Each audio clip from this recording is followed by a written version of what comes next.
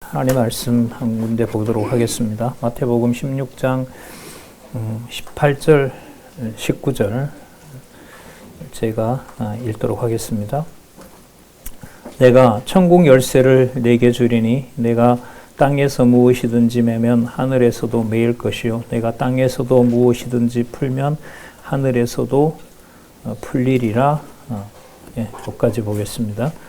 잘 아시는 말씀은 예수께서 베드로에게 바요나 시몬아 내가 복이 있도다 라고 축복하시는 내용이죠. 왜냐하면 시몬 베드로가 예수님을 보고 주는 그리스도시요 살아계신 하나님의 아들이다라는 그 고백을 하게 하시죠. 그 다음에 17절에 보면 베드로가 그걸 안 것이 아니고 하늘에 계신 아버지께서 알려주셨다라고 합니다. 그리고 이제 약속하시는 말씀이 18절에 반석 위에 내 교회, 이 반석이라고 하는 것은 아버지께서 주시는 바로 그 신앙 고백의 핵심은 지금 보고 있는 육의 몸을 입고 오신 그리스도가 바로 주이시고요. 그 주라는 용어는 여호와에게 붙이는 용어죠. 그 놀라운 신앙 고백입니다. 바로 하나님의 아들이시다 라는 그 고백입니다. 그리고 그 고백 위에 교회를 세운다고 하셨고, 또 약속은 음부는 사망의 권세였죠. 처음 아담이 에덴 동산에서 빼앗겼던 바로 그 사망의 권세, 사단의 권세라고 할 수가 있습니다. 그 권세가 주는 그리스도시요 살아계신 하나님의 아들임을 믿는 그 신앙을 절대로 넘어설 수 없도록, 절대로 패배시킬 수 없도록 그렇게 약속을 해주신 내용입니다. 그러면서 바로 그 교회를 천국과 연관을 시키죠. 천국에서는 내가 천국 열쇠를 베드로에게 약속을 합니다. 그러니까 아버지가 주신 것을 다시 이제 확인해 주는 겁니다. 그래서 하늘에서 낸다라는 말은 바로 그 신앙 고백입니다. 그 신앙 고백을 이 땅에서 만약에 너가 전해서 맞아요. 예수께서 구약의 언약한 메시아이고 그분이 살아계신 하나님의 아들입니다라고 말하는 그 고백이 너에게 아버지께서 알게 하신 것처럼 하늘에서도 알게 하실 것이다. 그게 바로 지상에 있는 눈에 보이는 그 교회가 하늘에 있는 천국이다. 천국의 통치자이다. 그게 바로 내가 이 땅에 오신 것이다. 이 증거를 여기서 이제 하게 하시는 내용이잖아요. 자, 오늘 우리가 살펴볼 내용은 점점 이제 확신이 드는데, 권현익 우리 선교사님을 통해서 또 책도 저도 여러분들도 보시는 것처럼 저도 많이 보면서 지금 로마 제국이 망한 이후에 476년이죠. 476년부터 시작해서 오늘 현재 여기까지 세계 교회사를 살았고 운동력 있는 하나님의 말씀이 어떻게 역사하시는지, 그리고 요한계시록도 강론하면서 또 이번에 우리 그 성경 그 총서 연구위원회에서 또 수정을 저자와 같이 함께 하면서 작년 제가 12월이죠. 재작년 12월에 요한계시록 강론을 끝내면서 몇 가지 저도 확인하고 싶었던 게 있었어요. 그런데 이제 꼼꼼하게 다들 짚어주셔가지고 제 의무는 상당 부분 거의 다 이제 해결이 됐고요. 오늘 오전에 강론을 드린 대로 이제는 자신 있게 성경 신학에서 말하는 요한계시록의 교회 승리가 현재 앞으로 이방 교회와 또 예루살렘 교회에게 어떻게 그 복음이 되도록 하도록 하시는지 그 역사에 대한 확신이 점점 생기고 있습니다. 그래서 근대나 중세를 볼 수 있는 눈도 많이 열린 것 같아요. 그래서 5월 달에 뵙고 6월 달에 지금 한 4달 만에, 4주 만에 뵙는 것 같아요. 권현익 우리 선교사님도 이제 강의를 하고, 그래서 요한계시록을 공부해 가시는데 그 역사적 사실과 관련해서 좀 많은 도움이 되었으면 하는 바람으로 강의를 계속 이어가도록 하겠습니다. 제가 나중에 자료를 보냈는데 자료를 좀 제가 저 로마 카톨릭은 과거 저 책을 보면서 제가 정리를 해놓은 거라, 맥클로그 책을 로마 카톨릭인데 제 파일에서는 로마교로 다 바꿨습니다. 로마교, 천주교로 다 바꿨고, 가톨릭이라는 말이 카톨릭이죠. 카톨릭이라는 저 단어가 가지는 개혁파 신학적인 의미가 중요하다는 거 우리 그때 선교사님을 통해서 배웠잖아요. 그러니까 하나의 보편적인, 그러니까 주 예수 그리스도가 땅에서 맨다고 했을 때 땅에서 풀면 땅에서 예수가 그리스도라는 그 고백을 이 땅에서 그 고백을 통해서 푸는 거예요. 어디로 올라가는 열쇠가 되냐면 하늘로 가는 열쇠가 되는 거거든요. 그럼 그 열쇠를 가지고 바로 이 땅에 두세 사람이 함께한 곳에 바로 천국이 임하는 거고요. 교회가 서는 거라는 거죠. 그거는 분명히 가족이에요. 가정교회를 두고 빼고는 말이 도저히 될 수가 없는 거죠. 그래서 교회가 하나님의 백성이면 갈릴리에서 태어나건 예수님 당시에 우리나라는 어느 나라였죠? 갑자기 생각이. 예수님 태어났을 때 우리나라? 일본 식민지 아니죠. 2000년 전이니까. 2000년 전이면 당군 왕금 2333년이잖아요. 그때 2333년에 나라를 세웠기 때문에 300년 또 빼야 되니까 우리나라로 말하면 한나라. 그러니까 중국의 지배를 받고 있었을 때예요. 우리나라가. 당군이 나라를 지금 백두산이죠. 거기다가 나라를 세운 다음에 중국 한나라한테 지배를 당합니다. 그 다음에 이제 고구려가 서거든요. 고구려가 이 땅에 설 때는 그건 기원 후로 넘어와요. 활 잘 쏘는 사람 누구지? 고구려 초대왕? 고주몽, 동명성왕이라고 그러죠. 그때는 한나라와 이겼던 상황인 거고, 그전에는 중국의 지배를 받고 있을 때예요. 그때 예수님이 예루살렘에 오셨거든요. 자, 어쨌든, 예루살렘에서 태어나건, 어디서 태어나건, 이 땅에 하나님의 백성으로 태어났을 때는 그가 하나님의 자녀가 창세전에 정한 대로 이 땅에서 확인을 해주겠다. 이게 하나님의 약속이었단 말이죠. 자, 그렇기 때문에 하나의 보편적인 일이 있을 때 그 보편적인 게 시간과 공간을 넘어서는 거예요. 그리고 교회 앞에 그 수식어를 붙이는 거죠. 아까 베드로에게 예수님께서 약속하셨던 것처럼 여기뿐만 아니라 예루살렘과 온 유대와 사마리아와 땅끝 어디에 태어난다 하더라도 그럴 때 쓰는 용어가 뭐냐 하면 영어로 그게 캐설릭이에요. 카톨릭 하는 글자가 캐설릭이에요. 그래서 그 개념을 로마교가 가져간 거죠. 자기가 독점적으로. 그걸 가지고 가서 그게 보통 형용사인데 그걸 고유명사로 만들어버린 거예요. 그러니까 캐톨릭은 누구에게만 붙여라? 로마 교회만 붙여라. 그게 로마 카톨릭이에요. 한국은 이제 천주교라고 번역을 하니까요. 제가 강의를 좀 듣다 보니까, 유튜브 강의를 좀 듣다 보니까 천주교라고 하는 신학 교수들이 있더라고요. 저 사람이 뭔가 의식을 하고 하는 거구나. 분명히 교회론에서 로마 카톨릭이라는 말을 로마 교회만 붙이고 싶지 않아서 그러는 거예요. 그래서 저 바꿔주셨네. 그래서 로마 카톨릭이 아니고 이제 앞으로 로마 교라고 하고요. 천주교라고, 우리나라에서는 천주교라고 번역을 하니까 자, 그렇게 하도록 하겠습니다. 자, 중세 소개를 드릴게요. 중세는요, 476년이 서로마 제국이 멸망합니다. 그때부터 시작해서 보통 우리가 중세 이렇게 얘기를 할 때는 천년경까지를 얘기를 합니다. 천년경이고, 그 이후로는 중세가 발전을 해요. 이른바 이제 정치도 발전하고 중세 봉건제라 그러죠. 거기 농업 중심이었으니까 농업 중심으로 나라가 발전하기도 합니다.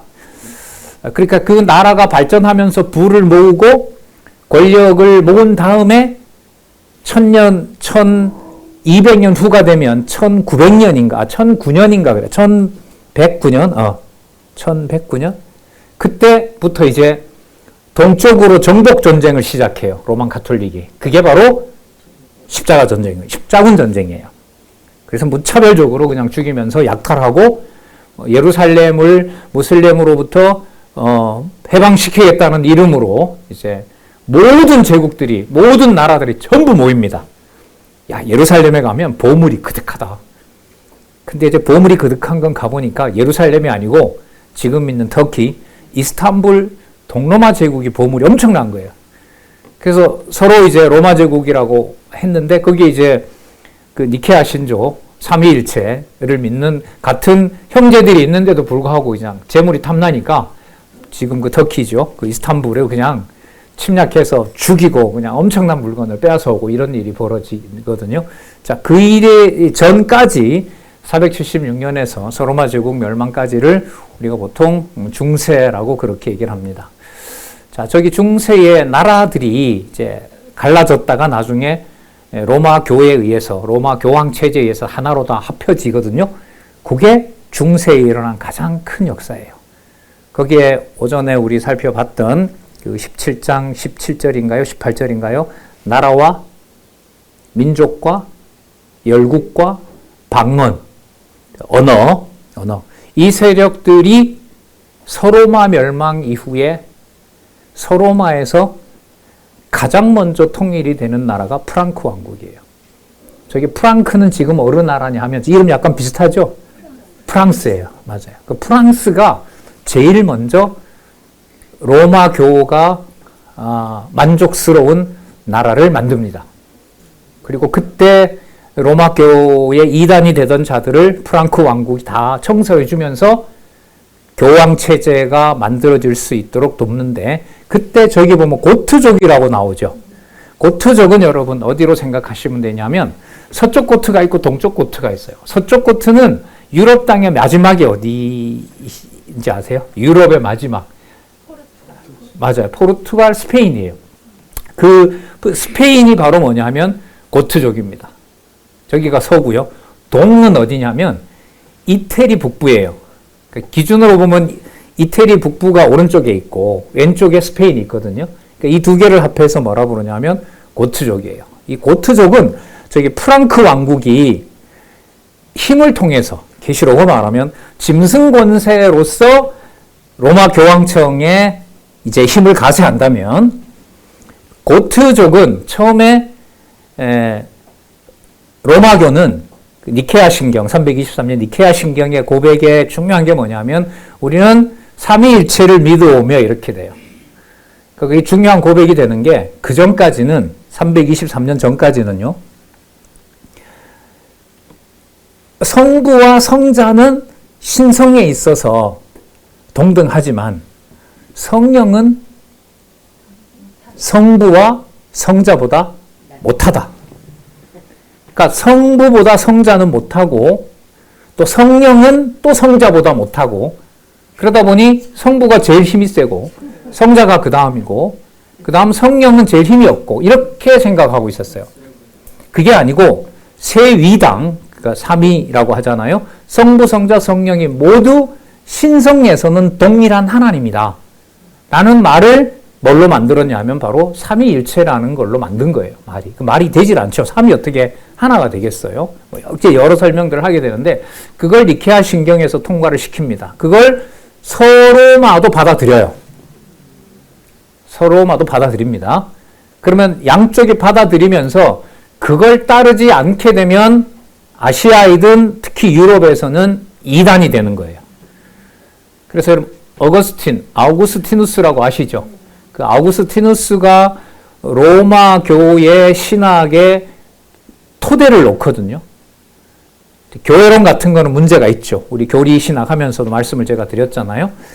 이 땅에 있는 교회가 천국을 대신하고 있다. 이걸 아우구스티누스가, 어거스틴이 말하는 바람에 로마 교가 바로 세계의 중심이 되는 결정적인 역할을 해준 사람이 바로 어거스틴이에요. 그건 교회사에서 교회론으로 보면 그 문제가 있는 거예요. 자, 어쨌든 그 프랑크 왕국, 고트족 왕국을 조금 더 하면, 프랑크 왕국은 권력으로 봤을 때 총이 아니죠. 칼과 창으로 무장해주는 힘을 보탠 게 프랑크 왕국인 거고요. 로마 교회에 대해서.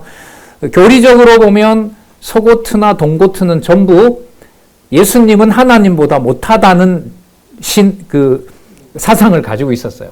하나님 아버지보다가 아들이 못해요. 아들은 없었던 적이 있었고, 하나님이 창세전에 태어나게 해도 어쨌든 없었어요. 예수님은 영원한 존재가 아니에요.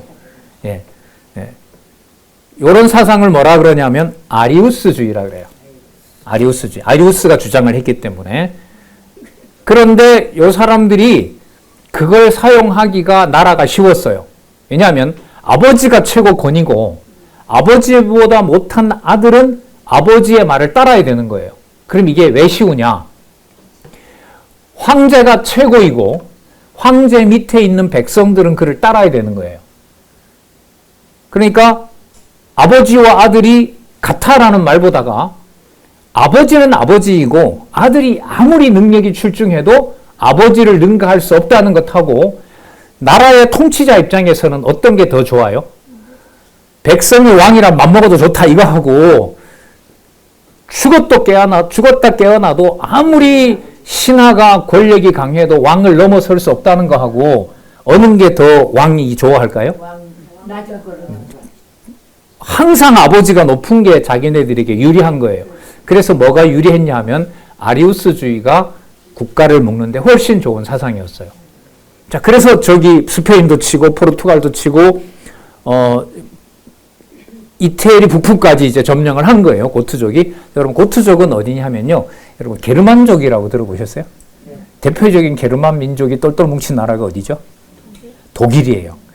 저 인간들이 일을 낸 게 지금부터 1938년이었으니까 지금부터 90년 전에 1938년부터 45년 사이에 10년도 안 되죠.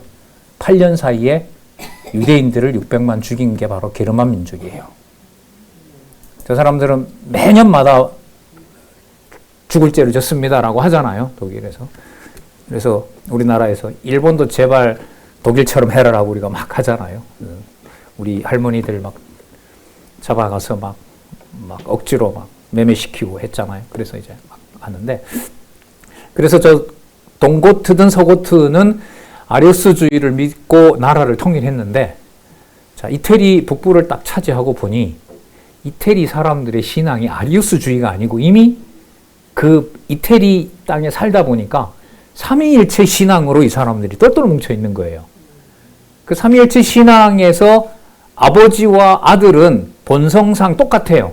그게 삼위일체잖아요. 성부, 성자, 성령. 그런데 아들이 아버지보다 못한 적이 있다? 아들은 아무리 잘해도 아들이다? 라고 믿는 아리우스 통치자가 와서 이걸 묶으려니까 되지 않는 거예요. 그러니까 아무리 힘이 강해도 종교적인 신념을 바꾸기는 어렵단 말이죠. 처음에 와서는 그걸 수용을 하면서 그 교황청하고 잘 지냈어요. 이 고트족, 이 게르만족 통치자들이. 근데 시간이 지날수록 바꿀 기미가 보이질 않아요. 이 아리우스주의자들이. 그런데 들어보니 이 통치자들도 삼위일체 교리가 예수를 신성으로 얘기하는 데 있어서는 또 설득력이 있는 거예요. 그러다 보니 흔들리기 시작합니다. 그래서 나중에 나오는데 586년이면 6세기 말이 되잖아요. 그러면 고트족의 예수님이 아버지보다 못하다고 믿는 아리우스주의자들이 신앙도 신앙이고 나라를 묶을 수도 없고 삼위일체를 믿는 이태리 땅에 있는 사람들을 설득할 수도 없고, 그러니까 자기들이 개종을 해버려요.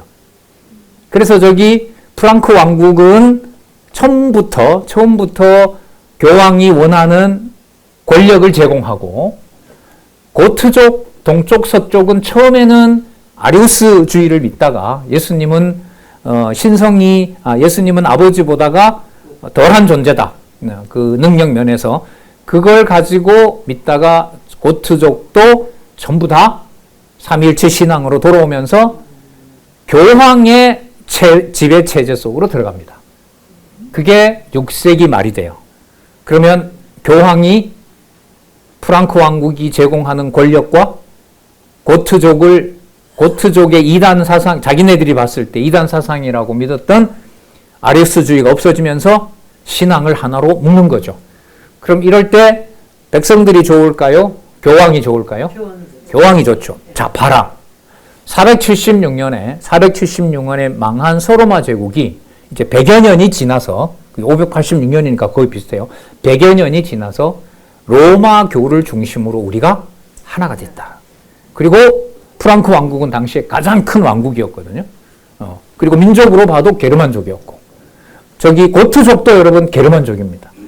여러분 세계 역사 배울 때 게르만족의 대이동 들어보셨죠? 그 비밀을 지금 말씀드리는 거예요. 게르만 민족의 대이동이 왜 중요하냐? 요한계시록에 의하면 망해버린 서로마 제국, 이른바 좀 표현을 쓸게요. 짐승 권세가 아닌 음녀 권세가 유럽을 586년부터 적어도 1517년까지라고 보면 여러분 그게 1000년이거든요. 그래서 중세 유럽, 서유럽을 얘기를 할 때 또 제국들을 얘기를 할 때 1000이라는 단위로 한 80%가 설명이 다 돼요. 서로마 제국이 언제 선회하면은요, 기원전 7세기였습니다. 근데 서로마가 언제 망했다고요? 476년에 망해요. 그럼 700 더하기 476년 해보세요. 몇 년이에요? 1000년을 넘어요. 동로마 제국요, 330년에 콘스탄틴 대제가 지금 터키 땅으로 수도를 옮깁니다. 근데 언제 망하냐면 1453년에 망해요. 그러면 1453년에서 300을 빼면 얼마가 돼요? 1100년이에요. 또 1000년 왕국이에요. 이슬람요? 이슬람이 647년에 처음으로 예루살렘을 전체적으로 장악을 합니다. 근데 이 이슬람 세력이 오스만 제국으로 넘어갔다가 최종적으로 오스만 제국이 언제 망하느냐? 1922년이에요. 그러면 1922년 빼기 687년 하면 얼마가 되죠? 1900년 경에서 700을 빼도 뭐예요? 1200년이에요. 1200년이에요. 우리나라를 넣으면 안 될 것 같은데. 그러면 통일 신라 시대 몇 년? 1000년. 1000년도 없지라 그러면 제가 포항 살았잖아요. 예. 딱 경주 가면 이런 데가 많이 나와요. 1000년도 경주 이렇게 나오죠. 고려에 의해 망할 때까지. 그럼 고려는 몇 년인 줄 아세요? 고려 500년. 500년이 돼요. 고려 무슨 나라? 무슨 국가? 종교로 말하면 불교 국가. 1500년 불교 국가예요. 한국이. 조선은 무슨 국가? 유교 국가. 고구려는 신선대는 도교 국가. 그래서 이 한반도 정신을 모르면 세계 종교를 이해할 수가 없습니다. 도교, 불교, 유교, 여기에 기독교가 온 거예요. 그래서 광주 성경신학학술원의 한 목사님이 논문 쓴 게 하나님 주권성에 대한 연구였거든요. 거기서 뭘 다루냐면 우리나라 성경 주석으로 유명한 합신의 신학의 이제 토대가 된다는 박윤선 박사님이라고 들어보셨죠? 박윤선 목사님이 성경 주석을 처음으로 쓰거든요, 우리나라에. 거기에 보면 잠언을 써요. 근데 도저히 두 페이지를 넘어갈 수가 없어요. 뭐 주권성 이런 거 안 나와요. 공자, 맹자 방식으로 잠언을 푼단 말이에요. 그걸 논문에서 비판을 하셨거든요. 예. 우리나라에서 처음이에요. 그렇게 쓴 논문이. 예. 자, 그런데 그 사상이 얼마나 강력했는지 한국 교회의 최고 주석가도 과거의 유학 전통에 따라서 유학 전통의 원조는 누구냐 하면 공자라고 혹시 들어보셨습니까? 안 들어보셨어요? 맹자 들어보셨어요? 들어보셨죠? 공자는 예수님 오시기 전 500년이에요. 바벨론 제국 때 살았어요. 바벨론 제국이 유다를 침공할 때 동쪽에는 누가 있었냐면 공자께서 계셨어요. 공자께서 가라사대 하고 계셨다고요. 그 공자가 뭐의 출발이냐? 유교의 출발이에요. 그럼 그게 고구려에 아까 도교가 들어왔을 때는 그때 같이 들어왔죠. 그러니까 유학 전통도 따지고 보면 지금까지 2000년인 거예요. 여기에. 불교 1500년, 유교 1500년. 거기에 기독교가 들어와서 이걸 지금 150년 된 기독교가 이 사상을 다 넘어서고 있는 거예요. 이런 이제 한국 사상사는 제가 다음에 또 이제 하려고 해요. 놀랍습니다. 하나님께서 왜 그런 사상사를 섭리했는지 일단 이 세계 교회사니까요. 세계를 좀 훑고 난 다음에 말씀을 나중에 또 드리도록 할게요. 자, 그래서 프랑크 왕국과 고트 왕국, 동고트, 서고특을 사상과 무력으로 모두 하나로 모으면서 중세가 완성이 됩니다. 476년 이후에. 그래서 자, 2번으로 가면 로마교가 확산이 되고 교권주의가 종교적으로 정치적으로 권력을 쥐게 됩니다.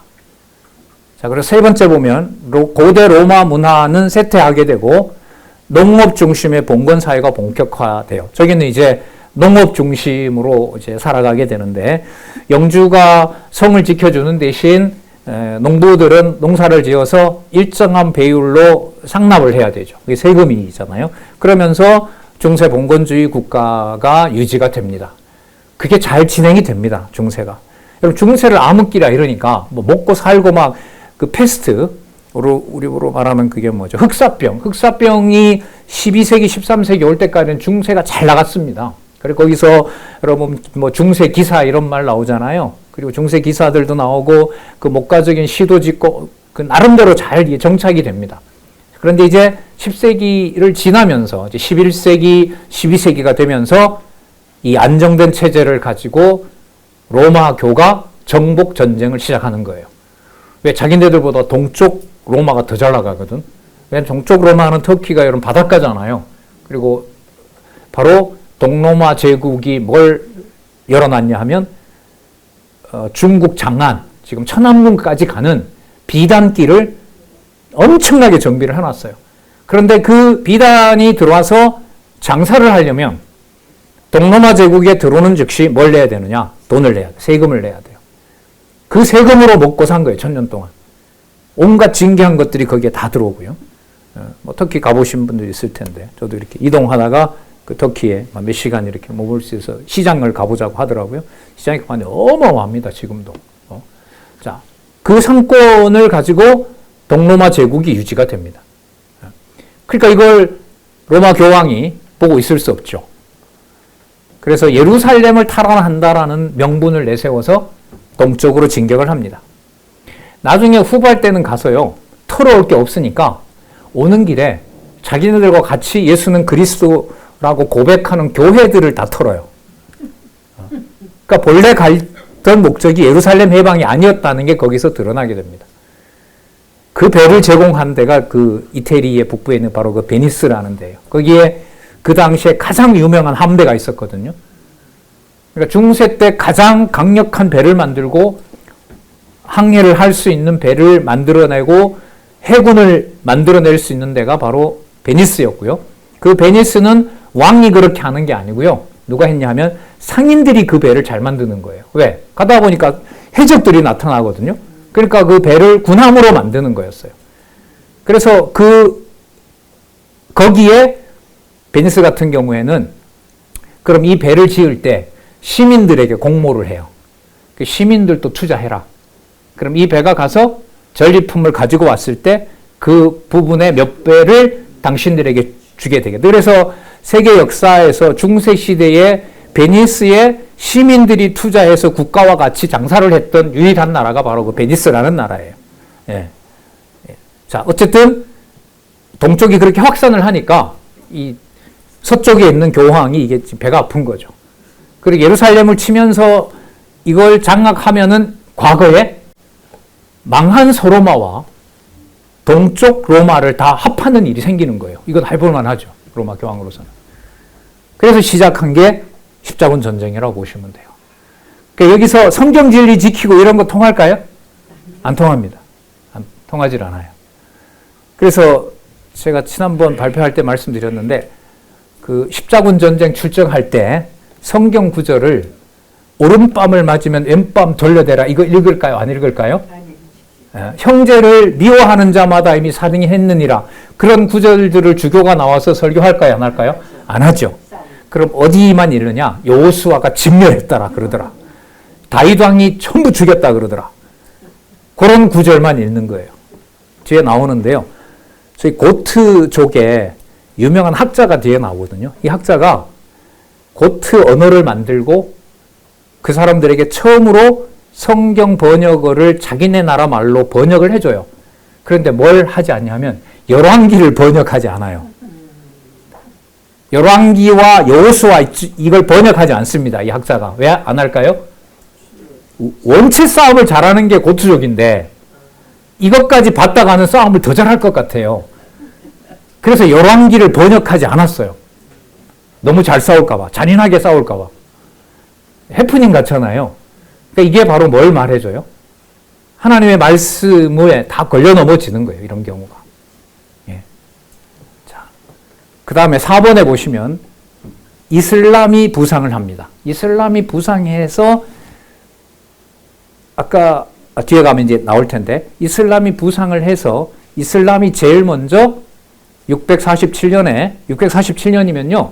마호메트라고 아시죠? 이슬람 창시자. 마호메트 죽은 지 얼마 안 돼요. 얼마 되지 않고 그 후계자들이 힘을 모아서 예루살렘을 뺐습니다. 647년에 빨리 뺐죠. 74년인가 하여튼 7세기 중반에 뺐습니다. 그리고 거기에 예루살렘에서 뭔 일이 벌어지느냐. 여러분, 아수르 제국이 사마리아를 점령한 다음에 어떤 종교 정책을 펼치죠? 혹시 기억나세요? 여호와를 섬기게 합니까? 못 섬기게 합니까? 섬기게 합니다. 단, 다른 바알과 아스타롯도 다 허용을 해요. 여호와도 믿고 우상도 믿는 나라가 아수르가 펼쳤던 그 종교 정책입니다. 그래서 열왕기에 나옵니다. 그래서 그걸 얘기했던 자를 사자가 나와서 물을 죽여버리는가 그래요. 열왕기에 그 내용이 나옵니다. 열왕기 마지막 부분에. 이걸 누가 쓰냐 하면 7세기 초에 예루살렘을 정복한 이슬람 왕이 이 정책을 씁니다.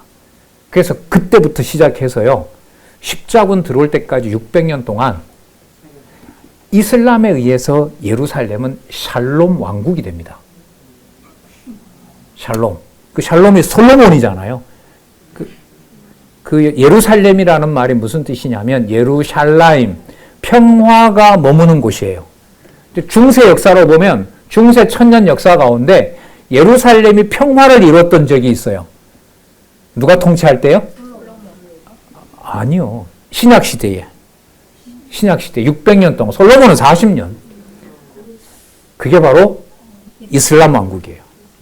이슬람 왕국이 647년부터 시작해서 1543년 오스만 터키가 망할 때까지, 그럼 몇 년 되죠? 1000년이죠.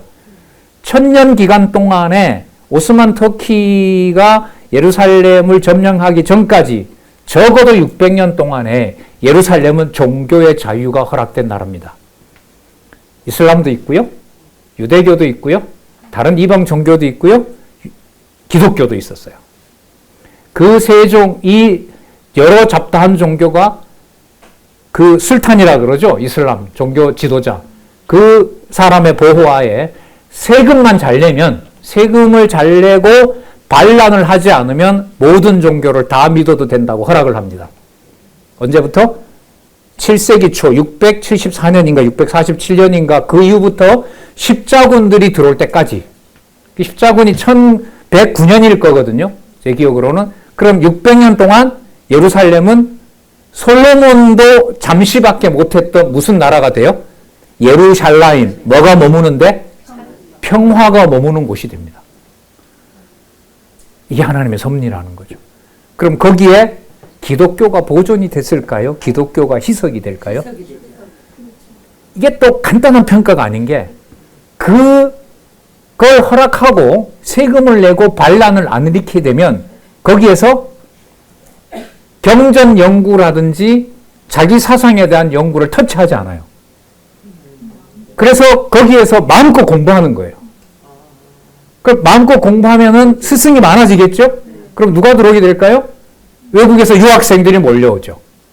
그래, 유학생들이 몰려와서 예루살렘에서도 연구하고 그 위에 터키에 있는 동로마 제국 수도에서도 왕이 이제 그 동방정교회 수장이니까 거기서도 연구하고 해서 오스만 제국이 들어와서 이 나라를 완전히 멸망시킬 때까지 잘 삽니다.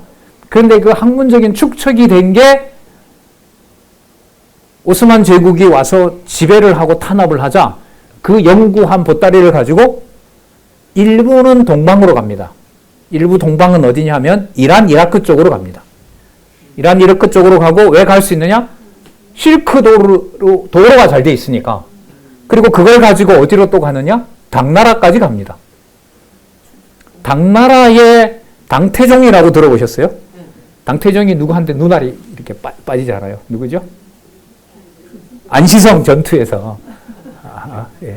양만춘이라고 들어보셨어요? 안 들어보셨어요? 안시성 성주 양만춘이 그 이세민이 눈에다가 화살을 꽂아버리잖아요. 예. 그리고 그것만 알아요. 그렇게 돌아가잖아요. 그런데 그 당태종을 우리 그렇게 알고 있는데 우리나라 역사와 관련, 고구려 역사와 관련해서는 그 당태종이 그 실크도들을 따라서 온 그 기독교를 받아들여요. 그게 무슨 종교냐면 경교예요. 경교. 경이 성경 경자예요. 그래서 당태종이 왜 이걸 받아들이느냐? 복음서의 앞에 보니까 오른밤을 맞으면 왼밤도 돌려대라. 내 원수를 사랑하라. 그리고 속옷까지 벗어줘라. 이거 보니까 여러분 유교가 굉장히 도덕적이잖아요. 우리가 도덕적이라 말하잖아요. 공자가 가르친 것보다가 더 수준이 높아. 그러니까 당태종이 기독교를 허용한다라고 얘기를 합니다. 그 경교를 서방에서는 무슨 종교라고 부르냐 하면 네스토리우스교라고 불러요. 네스토리우스교. 그런데 동방이든 서방이든 이 네스토리우스교를 이단으로 정죄해버립니다. 이 얘기가 왜 중요하냐? 이 네스토리우스교 사이에 터키를 중심으로 오른쪽으로 도망간 사람들은 아라라산 계곡으로 숨어들어요. 왼쪽으로 도망온 사람들은 어디로 가서 숨는다고요? 알프스 계곡에 숨어요. 그게 권현익 박사님이 연구해놓은 책에 중요한 뜻이 있는 거예요. 그러니까 동쪽 로마, 서쪽 로마가 망했다고 해서 기독교가 망한 것과 상관없이 동로마에 의해서, 교황에 의해서 이단이라고 정죄받았던 자들이 쫓기고 쫓기면서 자기 나라 말로 번역하다 잡히면 또 불에 타니까요. 아라라산 계곡으로 숨어들고 알프스 계곡으로 숨어들면서 참교회의 역사가 이어졌다고 하는 게 그 권현익 선교사님의 주장이었어요. 지금 여러분 이 강의가 재밌는 게 자기 혼자 저렇게 재밌어 하나? 그런지 모르겠는데 재밌죠? 재밌어. 이제 세계사는 이렇게 공부하시면 돼요. 제가 볼 땐 답이 나왔어요. 거기에서 이 동로마에서 저는 이렇게 찾았죠. 동로마 제국에서 건전한 신학 사상이 내려온 게 뭐지? 서로마는 되게 신경 쓰였던 게 뭐냐면 어거스틴을 통해서 서로마 제국, 로마교는 삼위일체 신앙을 계속 지금도 지키고 있단 말이에요. 그러니까 이게 틀린 건 아니란 말이에요. 칼빈도 삼위일체를 믿었고 하니까. 근데 이 전통을 그렇다면 카톨릭으로부터 나온 게 맞는 거예요. 왜? 칼빈 이전에 삼위일체 신앙을 카톨릭도 믿었으니까. 그럼 우리는 거기에 후회란 말이죠. 근데 이 구도가 마음에 안 드는 거예요, 저는. 근데 이걸 풀어준 게 뭐냐면 삼위일체를 믿으면 뭐 하느냐. 삼위일체 하나님, 성자 하나님도 믿고 성령 하나님도 믿는다면 요한복음 14장 26절, 요한복음 15장 26절에 예수께서 죽으시기 전에 어떤 약속을 하냐면 내가 아버지께로 가면 내가 아버지께로 너희에게 보낼 성령이 오시면 이렇게 말을 해요. 자, 예수님이 그렇게 말을 하세요. 내가 아버지께로부터 보낼 성령이 오면 이랬을 때 성부, 성자, 성령이 분리되지 않아요. 안 되죠. 예수님이 그래 말하잖아요. 내가 아버지께로부터 성령이 온다면 또 다른 부분에는 내가 아버지께로부터 보낼 성령이 오면 이렇게 돼요. 그럼 성령을 누가 보내요? 요 말에는 예수님이 보내죠. 다른 데서는 아버지께서 성령을 보내시면 이렇게 얘기합니다. 그때는 또 누가 보내죠? 아버지가 보내요. 그럼 누가 성령을 보내요? 아버지도 보내고 예수님도 보내시는 거예요. 그래서 그 구절 되게 중요합니다. 요한복음 14장 26절. 또 몇 장 26절? 15장 26절. 예, 마태복음 14장 26절, 15장 26절. 앞으로 한 10번 하면 외우겠지 뭐. 되게 중요합니다. 그 내용에는 아버지, 아들, 성령이 분리가 되질 않아요. 절대로 분리되지가 않습니다. 자, 그러면 바로 이 성령께서 오셔서 세우신 교회의 표지가 성경을 기록한 건데 그 성경을 꼭 라틴어로만 번역하라는 법이 있어요, 없어요? 없죠. 근데 왜 라틴어로 번역하지 않고 교황이 허락하지 않으면 죽여요? 그럼 이건 뭘 이용한 거냐? 삼위일체를 인용해서 말로는 성령도 하나님이라고 했는데 성령 하나님의 계시 기록을 하는 또 계시 기록을 번역하는 자를 로마 교황은 뭐예요? 다 죽이려 했단 말이죠. 그럼 이건 뭐냐면 신론을 가지고 뭘 탄압한 거예요? 말씀을 깨닫는 교회를 탄압한 거죠. 그럼 자기가 스스로 뭐가 되느냐? 음부 권세가 된 거죠. 요한 1서에 보면 적그리스도는 반드시 어디에서 나간다고요? 우리로부터 나간다 그랬어요. 적그리스도는 반드시 외부에서 오지 않습니다. 그러니까 저 음녀가 음력 운세가 왜 중요하냐면 그 요한계시록에도 나오잖아요. 예수님이 관을 12개인가 10개 쓰니까 자기는 더 많이 써버리고 그리고 뿔 만들고 거기다 왕관 씌우고 두각을 세우고 그 양머리에 있는 관을 자기가 쓰고 있고 그러니까 전부 누구 모양을 본뜨냐 하면 예수님 모양을 본뜨는 거란 말이죠. 아, 그렇다면 신론을 받아들이면서도 성령 하나님을 본성은 신성이다라고 고백하고 그 성령의 권위로 성경을 기록한 그 성경을 믿지 않는 그 성경을 기록하고 번역하는 성도들을 죽이고 학살하고 그것도 꼴짜기까지 찾아가서 유아까지 다 잔인하게 죽이고 자기들도 그러면 죽일 때는 무슨 명분을 했을까요? 우리가 믿는 삼위일체가 정답이라는 거지. 그게 좀 적그리스도 아니고 뭐겠어요. 그러니까 하나님을 아는 지식을 가지고 누구를 핍박하는데 예, 같은 성도를 핍박하는데 그 짓을 한 거고요. 죄송합니다. 말이 거칠어서 그걸 동쪽에 가서 예루살렘에 가서 잘했다는 건 아닙니다. 이슬람 체제 가운데 평화로웠던 데에 이슬람만 골라서 죽였으면 아 이게 자기 편을 살려뒀구나라고 하는데 구분하지 않고 유대교든 그리스도인이든 예루살렘 점령하고 다 죽입니다. 그게 수십만. 중세 때 십자군 때 일어난 일인 거예요. 예. 자, 4번 볼게요. 그러면 여러분 이슬람 부상이라는 게 세금을 잘 내고 반란을 일으키지 않으면 예루살렘에 잘 사는 상황이 진리를 보존하는 일이 될까요? 진리를 타협하는 일이 될까요? 하나님의 주권 속에 있을까요?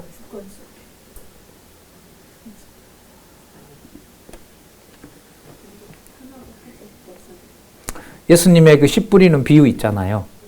처음에 뿌리자 말자 사단이 와서 가져가는 자 있어요. 그러니까 말씀 듣는 즉시 그는 심판을 받는 거죠. 두 번째는 뿌리긴 뿌렸는데 뿌리를 못 내려요. 그러니까 밑에 바위니까 뿌리 못 내려요. 그럼 시간이 지나서 싹은 났지만 열매 맺지 못해요. 세 번째는 세상 염려와 그 다음 뭐라 그러죠? 재리. 예수님 약속했던 거죠. 돈과 재물과 하나님을 겸하여 섬길 수가 없다라고 약속했던 그 세 번째가 바로 재리도 재리인데 앞에 세상 염려예요. 야, 이렇게 이거 두려움인 거죠. 근데 이게 성경에 나오더라고. 믿지 못하게 하는 방법 중에 하나가 두렵게 해버려요. 제가 몇 년 전에 설 때 저희 아버님 원로 장로님이시거든요. 텔레비전을 틀었는데 독립군 영화가 나와요. 그때 일본군이 잡아서 손가락 밑에다가 침을 찔러가지고 고문을 하는 게 나왔어요. 그래서 제가 제 아버님 보고 아버지 저 정도로 찌르면 저 성경신학 모른다고 할 것 같은데요. 제가 그랬어요. 그리고 등에다가 막 침 꽂고요. 이렇게 막 관통시키고 독립군 어디 있는지 보려고. 그래서 제가 제 아버님 보고 아버지 저 정도 저 꽂으면은 저 성경신학 모른다고 할 것 같은데요. 제가 그랬거든요. 그러니까 네, 아버님이 사람이 하겠냐? 그렇게 얘기를 하시더라고요. 예. 뭐 말할 수 없는 고문을 하죠. 잡아서. 바울 당시에 330년 밀라노 칙령에 의해서 그래 기독교 믿어도 된다고 하기 전 한 7, 80년을 대박해라 부르거든요. 250년에서 330년. 우리 선배들 몇 분 갔다 오셨잖아요. 그 카타콤 지하 그게 전부 원래 무덤이었잖아요. 근데 거기는 안 쫓아올 줄 알고 거기에 숨어들었어요. 그런데 그 유명한 왕이 있어요. 그 글래디에이터에 나오는 그 왕인데 그 아우렐리우스라는 마르크스 아우렐리우스라는 황제가 있어요. 근데 이 사람이 기독교를 진짜 미워했거든요. 그래서 뭘 하냐면 기독교인들이 어디로 가는지 거기에다가 실타래만 묶어주는 사람에게 엄청난 포상을 했어요. 그 뭘 만드는 거예요? 내부 배신자를 만드는 거죠. 그렇게 해서 이제 지하 막 10층까지 내려가고 한 거기에 있는 기독교인들까지 딱 색출해서 다 이제 참수하고 이제 그런 일들이 벌어지거든요. 예. 자, 다시 돌아와서요. 그런데 이 이슬람의 부상이라는 게 이게 굉장히 큰 유혹입니다. 왜냐하면 구약에 있는 그 여호와를 자기네들은 하나님을 고유명사화하죠. 그래서 이슬람에는 하나님을 뭐라 부르죠? 알라라고 들어보셨어요? 알라신이라 그러잖아요. 근데 그 알라는 자기네들은 알라라 그러고 그거는 히브리어로 말하면 엘로힘이에요. 그러니까 전능자 하나님인 거고요. 그런데 우리 성경에는 그 하나님의 이름이 있죠. 뭐로? 야훼, 여호와 이렇게 이름이 있는 거예요. 그리고 여러분 모슬렘이 마호메트가 예수님을 부정했을까요? 안 했을까요? 예수님을 천사의 한 급으로 선지자로 인정합니다. 선지자로. 하나님의 아들 메시아는 안 돼. 왜냐하면 하나님의 아들 메시아가 예수님이면 마호메트가 있을 수가 없거든. 그러니까 마호메트는 유지시키는 방법이 신약 성경도 받아들이는 거예요. 예수는 누구다? 선지자다. 그러면서 그 경전에다가 이제 자기네들이 원하는 방향으로 쓴단 말이죠. 그러니까 뭘 당하기 쉬워요? 성경을 잘 모르면? 마호메도 누구 믿고? 하나님 믿고 또 누구도 믿는다?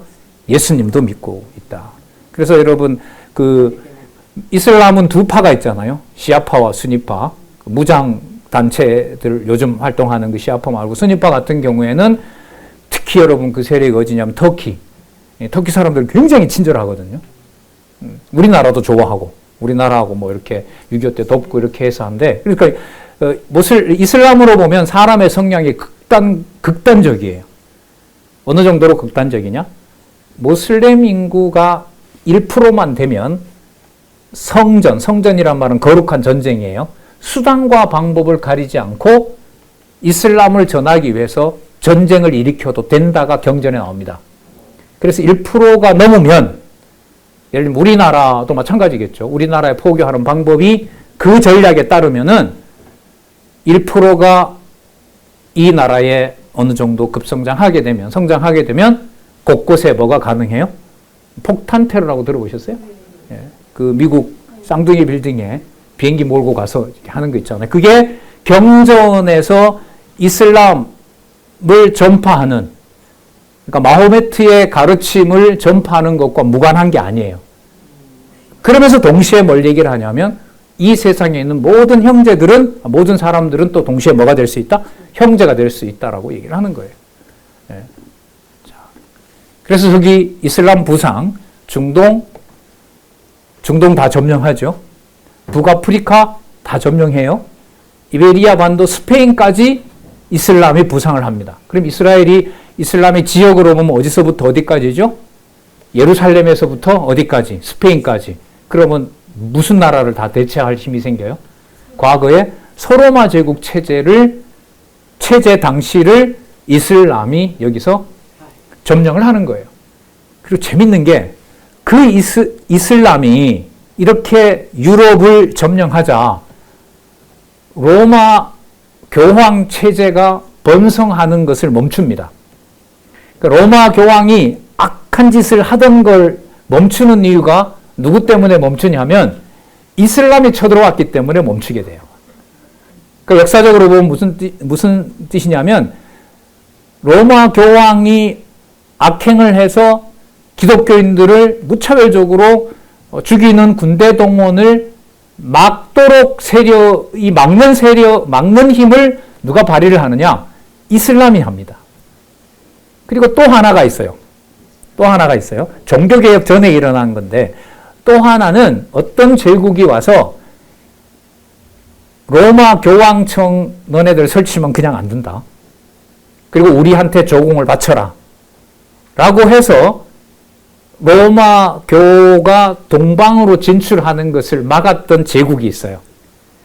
지구 역사상 가장 큰 땅덩어리를 가졌던 일시적이긴 하지만 그 제국이 있었어요. 어느 나라냐 하면 우리나라를 한 100여 년 지배했던 고려시대에 제국이 있었죠. 우리 할머니들 되게 괴롭힌 못된 놈들 죄송합니다. 어느 제국일까요? 몽골 제국이에요. 예. 몽골 제국이 우리나라 제주도까지 오잖아요. 그리고 보세요. 지도로 보면 제주도니까 극동 아니에요. 극동이고 그리고 서쪽은 어디까지 가냐면 로마까지 가는 거예요. 그래서 세계에서 가장 큰 땅덩어리를 가지고 있었던 나라가 오래 가지는 못해요. 그 몽골 제국이. 그 몽골 제국이 재밌어요. 로마 교황이 크려고 하니까 하나님께서 이 이슬람 세력을 들어다가 설치지 말라고 딱 묶어놓고요. 그 다음에 이슬람 세력이 패배합니다. 종교개혁 직전에 그 스페인에서부터 가톨릭이 다시 힘을 얻어와요. 그래서 이슬람 막 몰아냅니다. 몰아내서 막 박수치죠. 이제 이슬람 물러갔다. 다시 이제 누구 시대가 온다? 교황이 통치하는 유럽 국가가 생긴다고 할 무렵에 동쪽에서 난데없는 막 엄청난 그 활 잘 쏘는 바로 징기스칸의 후예들이 나타나서 진격을 해온 거예요. 그러면서 다시 로마교는 위축이 돼요. 그 다음에 오는 게 여러분 뭐냐면 중세시대에 흑사병이 퍼져요. 그래서 중세 인구 3분의 1이 죽어요. 서유럽에서. 그로부터 40, 50년 후에 뭐가 일어나냐 하면 1517년 종교개혁이 일어나게 됩니다. 그 종교개혁이 일어날 때까지 우리가 네 번째 주에 그 권현직 그 선교사님 책을 통해서 탄압을 받았던 하나님의 백성들이 성경을 읽고 참교회를 세우고자 알프스로 가고 저 동쪽으로 가서는 아라랏산에서 숨고, 아라랏산에서 숨은 이유는 동로마 황제가 이단이라고 했기 때문에. 그럼 서쪽에서 알프스로 숨어든 것은 왜 숨어들었을까요? 로마 교황이 이단이라고 하니까. 뭘 보고 싶어서? 성경 번역해서 보고 싶어서요. 성경 번역해서 우리 언어로 보고 싶어서. 그래서 알프스 계곡으로 갔고요. 그 다음에 동쪽으로는 아라랏산에 숨어서 동로마 황제의 손길이 뻗치지 않는 데서 그 나라 언어로 하려고. 그리고 이란어라든지 이라크어라든지 그런 언어들의 성경 버전이 거기서 발명이 되는 거예요. 예, 시간이 거의 다 됐는데요. 다섯 번째, 이슬람과 서유럽이 충돌. 아까 저거 말씀드렸죠. 서유럽은 로마 교황의 힘인 거예요. 그 로마 교황의 힘이 커지려고 할 때 이슬람이 점령을 해버리도록 한 거예요. 제일 마지막 장을 보여주시겠어요? 우리 이렇게 정리를 하도록 하겠습니다. 제일 마지막에 이 지도가 이제는 좀 의미 있게 들어오는데, 예. 마지막에 그 선교사님 지도 있던 파일 있죠? 자, 여러분 여기 한번 보세요. 아까 중세가 몇 년이라 그랬었죠? 476년에서부터 1000년경이라 그랬잖아요. 여러분 여기를 쭉 보시면, 자, 제일 1번부터 한번 볼까요? 1번이 여기 있죠? 340에서 397년 있죠? 자, 바로 여기인데, 프랑스, 여기 마르세유니까요. 여기 이태리거든요. 이게 이태리 북부에, 여기 알프스 산이 있고요. 여기 보시면은 340, 490, 676. 요 시기 있잖아요. 676년과 685년이 유럽 전체가 아까 프랑크 왕국하고 교황 체제가 섰을 때예요. 그럼 이럴 때 요 만수 에투스라든지 안길베르투스, 이름은 그렇게 중요하지 않아요. 시기가 중요해요. 이 사람들이 로마 교황이 무력을 동원해서 교회를 탄압하고 하는데 가세를 하지 않아요. 근데 이런 주교들이 있는지 제가 몰랐어요. 교회사는 이게 잘 안 나와요. 근데 이걸 찾아 나온 거예요. 그럼 이 자들은 교황을 따라가지 않는 자들이죠. 그리고 자기네들 교구에서 그 시민들을 위해서 그 사람들을 언어로 번역해주고. 그럼 로마 교황이 가만히 있을까요? 탄압하죠. 그럼 숨어서 알프스로 들어가고. 그게 이제 동쪽은 안 나오죠. 서쪽에 바로 이런 자들이 많았어요. 여기 딱 보시죠. 피에르 보세요. 피에르가 여러분 여기 발도인 이 원조이잖아요. 1905년, 1988년이면 이게 바로 뭐 할 때냐면 십자군 전쟁이죠. 여러분 이 사람들이 십자군 전쟁 참여할까요? 안 할까요? 죽어도 안 하죠. 가서 그 형제 있는데 가서 어떻게 죽여요? 아무리 돈이 많아도. 그러면 로마 교황은 가만둘까요? 아니죠. 파문하죠, 일단. 파문하고 너 가르치지 마. 그럼 말 듣겠어요? 다시 가죠. 이쪽이 또 몰려있는 거죠. 여기 590년. 590년경이 바로 이 이태리 반도 전체를 이제 로마 교황의 손아귀에 넣을 때거든요. 자, 마찬가지. 380, 364. 이럴 때는 어떨 때냐면 그 성경을 하나님 말씀으로 확정할 때. 근데 성경은 사도들로부터 받은 그 말씀을, 그 전통을 이어가야지 황제가 이건 성경이다라고 정하는데 우리는 동의 못한다. 우리는 이미 수백 년 동안 하나님의 말씀을 전하는 사도들로부터 우리가 어떻게 지켜왔는지 우리 내 전통을 가지고 있다. 그래서 성경은 그대로 요대로 읽어야 된다. 로마 교황이 해석하고 이런 권한이 없다. 그죠? 이런 자들이죠. 자, 여기도 볼까요? 344년에서 780년에는 이때 이제 성경이 정경으로 확정될 때거든요. 요 밑은 뭐냐 하면 로마 교황권이 확정될 때. 그럼 요 사람은 틀림없이 주교거든요. 그런데 여기 가세했다는 말은 로마 교황의 말을 듣고 로마 교황의 정치를 따랐다, 안 따랐다? 여기는 안 따랐다. 안 따른 사람들. 그래서 이 사람들을 밝혀놓은 거죠. 340년, 355년. 그러니까 4세기, 5세기, 6세기, 7세기, 8세기, 9세기, 11세기, 15세기, 11세기. 그 이후는 증거들이 많아요. 자, 그러면 이렇게 볼 때 우리가 세계 교회사를 그렇게 부제목을 달았잖아요. 무슨 역사? 말씀 운동의 역사. 살았고 운동력이 있는 하나님의 말씀의 운동의 역사. 그 역사는 이런 경로를 통해서 보존하고 요한계시록에 있는 개념으로 말씀을 드리면 음력 권세와 짐승 권세를 그때그때 쓰면서 요한계시록의 천년왕국에 참여할 자들을 하나님의 뜻대로 모으고 그리고 때로는 또 윤택한 시대를 둬서 보호를 받는 것 같지만 그 진리가 세속주의로 부패하게 하고 세속주의가 부패하는 데가 여러분 어디냐면 바로 중세 대학들입니다. 그 다음에 또 말씀드릴게요. 나라가 안정되고 학자들이 늘어나고 그러니까 중세 시대 때 대학을 세우거든요. 근데 이미 중세 대학에 들어왔을 때는 한반에 비등비등하게 있는 거죠. 성경권이다. 아니다. 사도 존승의 성경권이다. 다른 한쪽은 아니다. 교회의 권이다. 그게 한 대학 안에 같이 자라고 있는 거예요. 성경이 왜 하나님 말씀이냐? 그거 교황이 인정하는 할 수 있는 권한을 가지고 있다. 그걸 왜 교황이 인정하느냐? 그래 되면서 이제 교황으로부터 파문을 당하고 그걸 지키는 자들이 함께 공존하면서 중세 대학의 역사가 시작이 돼요. 근데 그것도 무시할 수 없는 게 그 대학 내에 또 누가 자라고 있느냐? 루터라든지 칼빈이라든지 종교개혁자들이 또 그 속에 자라고 있는 거예요.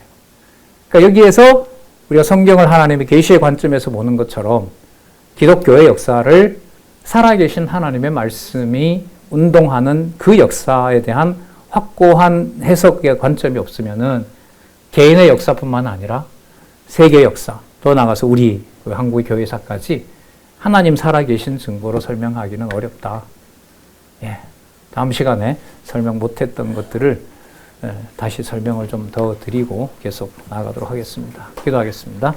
하나님 아버지 감사합니다. 귀하신 시간, 귀한 성도님들, 또 우리 지체들과 더불어 하나님 말씀의 권위가 세계 역사 속에서 어떻게 힘있게 역사하시면서 그때그때마다 정하신 하나님의 선한 뜻을 이루셨는지 잠시 살펴봤습니다. 원어없나니 진리의 말씀을 위하여 목숨을 던진 귀한 신앙의 선배들과 또 그 진리의 말씀을 지키다가 힘겨워서 잠시 내려놓은 자들, 말할 수 없는 많은 여건들이 있습니다. 원없건대 이 진리의 말씀에서 벗어나지 않도록 우리들에게 지혜와 명철과 또한 용기까지 주시옵기를 간절히 원하오며 예수님의 이름으로 기도드렸습니다. 아멘. 네, 수고하셨습니다.